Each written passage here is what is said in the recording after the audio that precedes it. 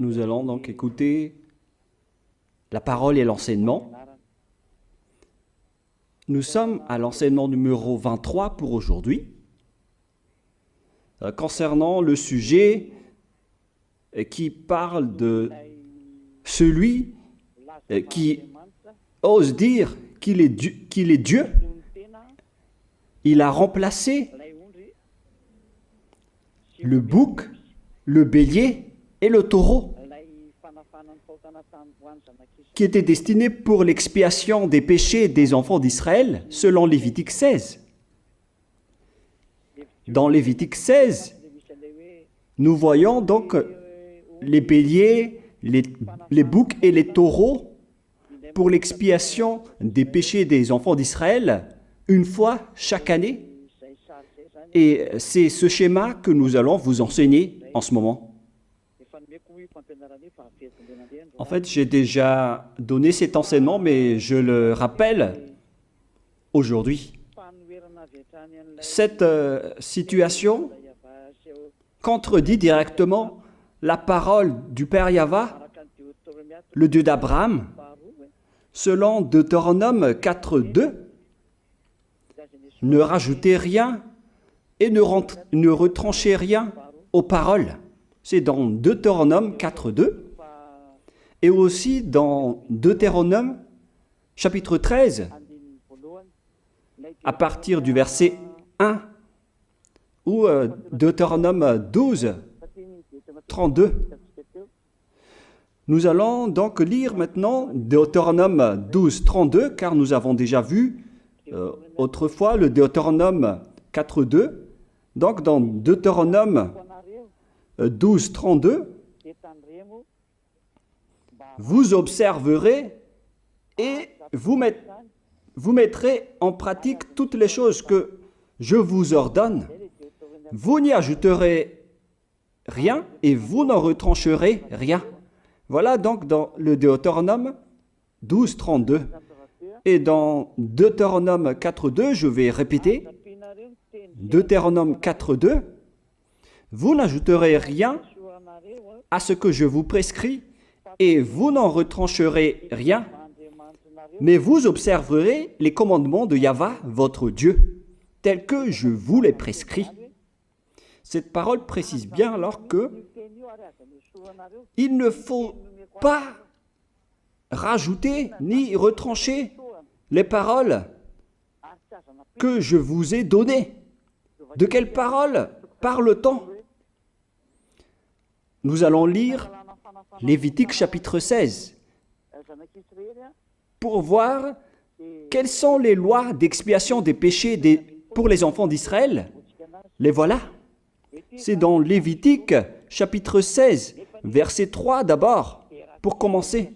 Voilà donc ce qu'on ne doit pas changer, alors que nous avons tous su, nous avons tous vu qu'ils les ont remplacés par Jésus ou Jesus. Ce n'est pas une diffamation, nous le voyons tous. Alors que chacun réfléchisse. Lévitique chapitre 16, verset 3. Voici de quelle manière Aaron entrera dans le sanctuaire. Il prendra un jeune taureau pour le sacrifice d'expiation et un bélier pour l'holocauste. Voilà, nous le voyons tous clairement, cette parole.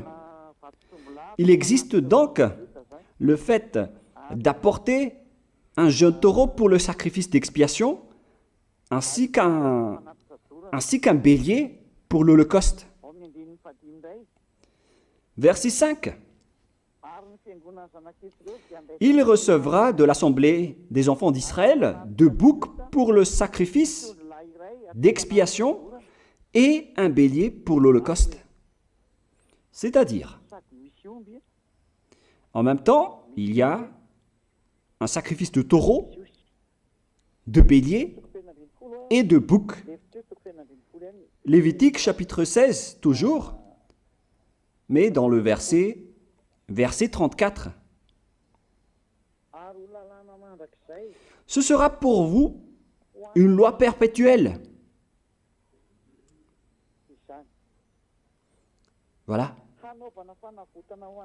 Il se fera une fois chaque année l'expiation pour les enfants d'Israël à cause de leurs péchés. Nous sommes déjà au verset 34 pour information. Verset 34. Voilà. Ce sera pour vous une loi perpétuelle. Quelle est cette loi perpétuelle? C'est le fait de sacrifier les béliers, les boucs et les taureaux qui vont être tués pour sacrifice, pour l'expiation des péchés des enfants d'Israël. Selon le verset 34, ce sera pour vous une loi perpétuelle. Il se fera une fois chaque année l'expiation pour les enfants d'Israël à cause de leurs péchés.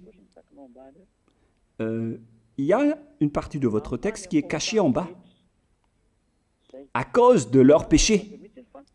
Voilà.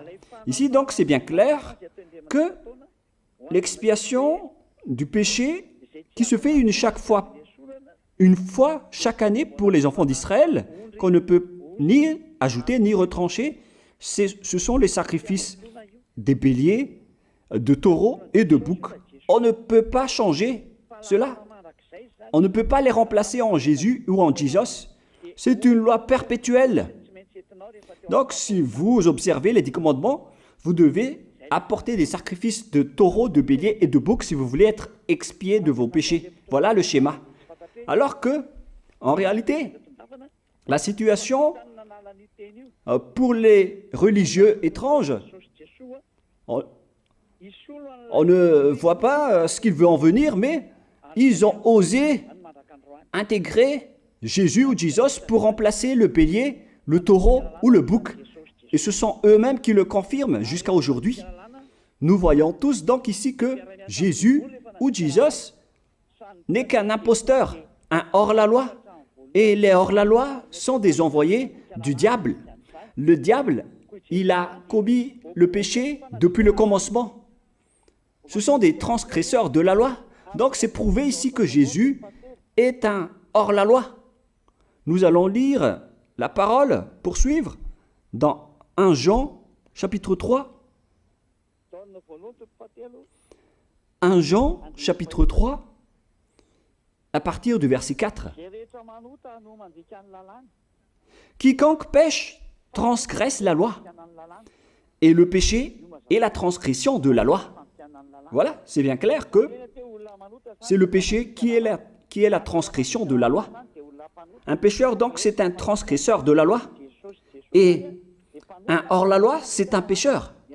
C'est clair alors que Jésus ou Jesus, c'est un hors-la-loi, c'est un transgresseur de la loi. Nous avons tous vu ensemble qu'il a pris la place du bélier et il a siégé, il s'est installé dans ce système. C'est pourquoi toutes les églises observent les 10 commandements et ils servent Jésus ou Jesus. Voici l'enseignement. Alors, regardez bien à travers ce texte et cette écriture que je vous donne en ce moment. Et soyez conscients, ça suffit maintenant d'écouter ces faux dieux, c'est déjà trop. Tant pis pour vous si vous allez encore les écouter. Soyez conscients que ce schéma n'est plus correct. Beaucoup de gens me diffament à cause de ce que je fais en ce moment. Ils ne supportent pas la vérité. Mais ça dépend de chacun de vous. Et moi, je vous avertis, pour vous qui vont être baptisés et qui veulent être baptisés, mais qui entendent les diffamations et les critiques des autres, ne croyez pas en cela. Ce ne sont pas du tout vrai. La parole de Élia est directe. Ce ne sont que des mensonges. L'ôtement du péché, ce sont des personnes qui sont non-pécheurs qui peuvent le faire. Ce n'est pas logique de dire que les fidèles sont ôtés des péchés et le leader est un pécheur. Ce n'est pas du tout écrit dans la Sainte Écriture. Ce qui est écrit dans la Bible, c'est que le bon arbre donne de bons fruits et le mauvais arbre de mauvais fruits. Et le bon arbre ne donne jamais de mauvais fruits et le mauvais arbre ne donne jamais de bons fruits. Ce sont les bons arbres qui donnent des bons fruits et les mauvais arbres qui donnent des mauvais fruits. Et donc, si l'ambassadeur de Yahushua, Zedia Elia, a produit des personnes qui ne pêchent plus, alors il est bon, il est une bonne personne. Il n'a jamais fait aucun mal, même pas le moindre mal. Voilà donc la leçon pour vous, car dans le cadre de ce baptême qui va arriver, il y a beaucoup de diffamation et de critiques. Donc je vous conseille de ne pas écouter cela, car ce n'est pas du tout la vérité. Ils font ça juste pour diffamer et blâmer la bonté de Yahushua, alors ne les suivez pas. Donc là, on voit bien que ce n'est pas de la diffamation. Nous avons tous vu ensemble. Je vous ai donné la parole. On a tous écouté et vu ensemble. On a jugé ensemble. Est-ce que ce Jésus ou Jésus a fait la vérité? Est-ce qu'il a dit la vérité ou pas? Si nous avons vu le livre de Moshe, venant du Dieu d'Abraham, qui a dit « Ne rajoutez pas et ne retranchez pas à ma parole ». Nous avons vu alors que ils ont remplacé par ce Jésus ou Jésus les sacrifices d'expiation du péché, en disant après que c'est ce dernier qui ôte les péchés. Ce n'est pas du tout vrai. Celui qui peut ôter les péchés selon les 10 commandements, c'est le bélier, ou bien le taureau, ainsi que le bouc. Ce sont ces bêtes qui peuvent ôter les péchés. Quelle est alors la raison pour laquelle les religieux sont entrés dans ce mauvais schéma? Car c'est vraiment un schéma qui transgresse la loi. Car ils ont contré bêtement le livre du Lévitique chapitre 16. Ils l'ont contré bêtement, directement. Et après, ils ont remplacé par leur faux Dieu. Un faux Dieu car c'est directement un hors-la-loi. Il a contredit le Dieu d'Abraham. Nous voyons la preuve ici qu'il a contredit vraiment le Dieu d'Abraham, qu'on appelle par le nom de Yahava et Yahushua son fils. Car ce Dieu d'Abraham, il a bien dit qu'il ne faut ni ajouter ni retrancher à ses paroles. Il faut les observer car ce sont les commandements de Yahva, ton Dieu. Et ces lois qu'on ne doit pas rajouter ni retrancher veut dire qu'il ne faut pas toucher au Lévitique chapitre 16, car c'est ce livre qui ôte les péchés. Alors que nous voyons tous que personne ne le pratique plus. Si les 10 commandements, si les prêtres et les pasteurs pratiquent bien les 10 commandements, alors ils doivent faire le sacrifice de bélier et de taureau et de bouc pour l'expiation de leurs péchés. Alors que nous voyons tous que personne ne le fait plus. Alors qu'en même temps, ils observent les 10 commandements. C'est donc de la transgression de la loi. Et en plus, ils ont enlevé le Lévitique 16 en le remplaçant par Jésus ou Jesus. C'est-à-dire qu'ils ont contredit la parole du vrai Dieu, le Dieu d'Abraham. Et est-ce que vous allez encore oser contredire cette vérité? Est-ce que vous allez encore dire que vous êtes dans la vérité, que vous êtes dans la justice? Mais qu'est-ce que vous cherchez? Vous cherchez à prier et à servir le Dieu d'Abraham. Si vous voulez servir le Dieu d'Abraham, vous n'allez pas enlever le Lévitique 16, vous allez restaurer le Lévitique 16. Mais est-ce que vous allez encore oser le faire? Est-ce que vous pouvez encore le faire? La réponse, non. Vous ne pouvez plus le faire. Alors que il s'agit de l'expiation de vos péchés. Et dans ce cas-là, c'est obligatoire de le faire. J'ai expliqué l'essentiel jusque-là et après je vais vous donner la raison pour laquelle ils ont fait cette grande folie en intégrant dans le Lévitique 16, à la place du Lévitique 16, leur faux Dieu. C'est vraiment de la transgression de la loi. Vous n'avez pas servi le Dieu d'Abraham. Il n'aurait pas dû faire ça jusqu'à la fin, car il a dit qu'il ne faut pas ajouter ni retrancher à ses paroles, alors que vous avez osé le contredire et les changer. Nous allons donc voir maintenant dans Psaume chapitre 40, quelle est la raison pour laquelle les prêtres et les religieux ont arrêté le Lévitique 16 en le remplaçant par Jésus ou Jesus pour remplacer les boucs, le bélier et les taureaux. Et je vais vous expliquer la raison. Et eux, ils ne peuvent pas le nier car ils l'ont fait. Et si, par exemple, ils ne connaissent pas, alors il ne faut plus faire du n'importe quoi. Il faut que vous soyez enseigné par Élia, si vous voulez encore sauver votre esprit. Mais si vous ne voulez pas, alors tant pis pour vous et assumez les conséquences. Psaume chapitre 40, versets 6 à 8. Psaume 40, versets 6 à 8. Voilà donc le dégât qu'ils ont subi. Tu ne désires ni sacrifice ni offrande. Tu m'as ouvert les oreilles. Là, ils ont bien entendu et écouté que Dieu ne désire plus leur sacrifice et tout ce qui concerne ce sujet.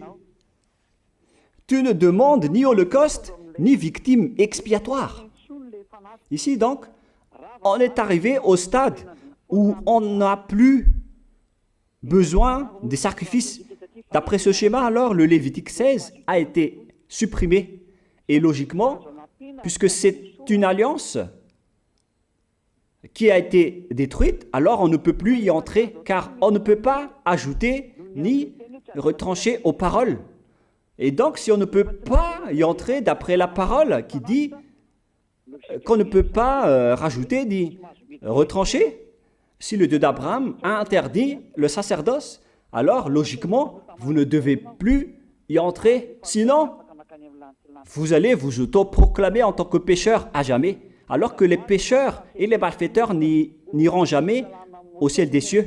C'est clair alors que c'est devenu un sens interdit, les 10 commandements et les lois de Moïse d'après ce schéma, car c'est la relation avec le Père Yahva qui a été détruite, qui a été supprimée, car il n'y a plus d'expiation de péché pour vous. Alors vous êtes fous si vous allez encore entrer dans ce schéma. C'est pourquoi on a besoin d'une nouvelle alliance, car l'alliance des 10 commandements et les lois de Moïse ne sont plus correctes. C'est devenu supprimé, car on ne peut plus faire le sacerdoce, mais les religieux ainsi que les faux dieux, ils ne se sont pas... ils ont facilité les choses en intégrant leur faux dieu à la place du bélier, du bouc et du taureau. Et voilà, c'est bien clair. Et d'après eux-mêmes, ils ont dit que l'intégration de Jésus ou de Jesus, c'est d'après ce livre des psaumes. Vous voyez que ici, je n'ai pas dit du n'importe quoi, c'est la vérité que j'ai dit. Je n'ai pas incriminé qui que ce soit. C'est vraiment la réalité et la vérité. Alors, ici, on prouve bien que ça a été supprimé, ce n'est plus autorisé. Et c'est encore confirmé dans Ésaïe 66.3 que celui qui fait des sacrifices, c'est comme celui qui fait de l'idolâtrie. Celui qui immole un bœuf est comme celui qui tuerait un homme. Celui qui sacrifie un agneau est comme celui qui romperait la nuque à un chien. C'est vraiment toute une histoire si vous allez faire cela. Celui qui présente une offrande est comme celui qui répandrait le sang d'un porc. Alors qu'à l'époque des 10 commandements, c'était carrément interdit. Celui qui brûle de l'encens est comme celui qui adorait des idoles. Ici donc, toutes les sortes de sacrifices ont été bloqués. C'est devenu interdit. C'est pourquoi le faux Dieu est entré dans Lévitique chapitre 16. Alors qu'ils n'ont pas du tout vu de leurs yeux qu'on ne peut pas ajouter ni retrancher aux paroles. Ils n'ont jamais vu et connu ces paroles. Il a fallu attendre l'arrivée de Élia pour vous montrer toute la vérité, pour vous montrer toutes les vraies paroles. Alors, il faut suivre Élia. Suivez Élia. Et c'est ce terme qui dit de suivre Élia que les gens ne supportent pas du tout. Mais qu'est-ce que je vais dire d'autre? Je vais vous dire de suivre qui? Alors que vous êtes tous pécheurs. Est-ce que vous allez suivre les pécheurs pour aller en enfer? Vaut mieux suivre Élia, car ceux qui l'ont suivi ne pêchent plus. C'est quoi le problème? Si c'est de la jalousie, alors vous n'êtes pas du tout sage. Mais si vous êtes sage, vous devrez être content en m'écoutant. Si vous cherchez ce Dieu d'Abraham, vous devez être très content en dansant à la maison en disant « Merci Élia, voilà ce que j'attendais ». Au lieu de dire des colères et de la haine, moi je vous donne de la parole de l'amour pour vous sauver. Alors sachez bien écouter. Et après, ils ont continué dans 40, verset 7 maintenant. Alors je dis, voici je viens avec le rouleau du livre écrit pour moi. Verset 8, je veux faire ta volonté, mon Dieu, et ta loi est au fond de mon cœur. Et eux, ils ont pris cette parole en disant que nous avons vu ce terme de rouleau du livre et directement, ils ont dit que on doit intégrer dans les 10 commandements le Fils du Très-Haut qui s'appelle Yahushua. Ils l'ont intégré dans les 10 commandements. Pour vous qui sont dans le mauvais sens, vous l'appelez Jésus. Vous avez intégré dans les 10 commandements votre Jésus, mais Yahushua n'entrera jamais là-dedans car c'est vraiment interdit, c'est un tabou. Le sens du rouleau du livre que Yahushua a parlé ici, c'est qu'on parle de son histoire dans le Sefer Torah juif. C'est-à-dire que le Sefer Torah juif a parlé de lui. Nous allons lire la parole à ce sujet. En parlant du rouleau du livre, ce n'est pas qu'il est entré dans le Lévitique 16. Non, c'est un tabou, c'est interdit. Mais il a parlé de son histoire. En parlant du rouleau du livre, nous allons lire la parole concernée à ce sujet. Selon Luc, chapitre 24, verset 44. Luc 24, 44. Puis il leur dit, « C'est là ce que je vous disais lorsque j'étais encore avec vous, qu'il fallait que s'accomplisse tout ce qui est écrit de moi dans la loi de Moïse, dans les prophètes et dans les psaumes. » Toutes les paroles qui parlent de lui dans la loi de Moïse, dans les prophètes et dans les psaumes. C'est ça qu'on parle ici. Mais il n'a jamais dit qu'il va remplacer le Lévitique 16. Au contraire, c'est un tabou, c'est un blasphème devant le Père Yahva, qui a déjà dit qu'il ne faut jamais ajouter ni retrancher ses paroles. Donc, les paroles qui parlent de lui, ce sont les paroles de la nouvelle alliance qu'il va instaurer, qu'il va exécuter. La raison pour laquelle il sera crucifié,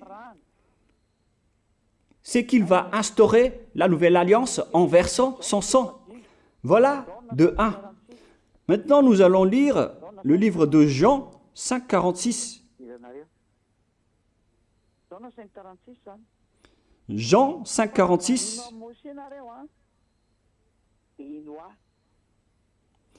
Alors, car si vous croyez en Moshe, vous me croiriez aussi, parce qu'il a écrit de moi.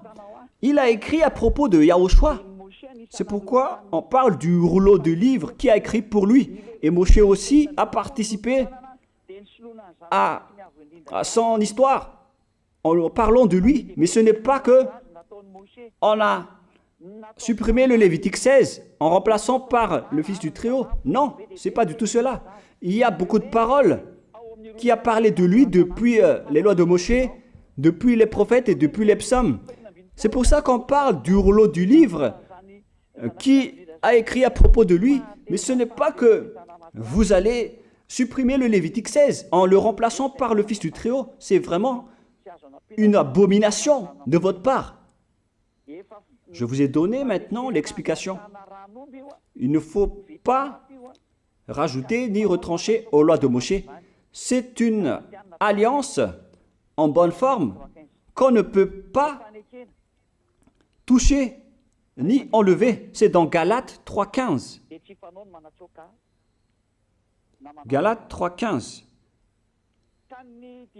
Une disposition en bonne forme ne doit pas être changée ou transformée. Les lois de Moshe, c'est une alliance en bonne forme qu'on a versé le sang de Zébu en plus. Donc on ne peut ni retrancher ni rajouter.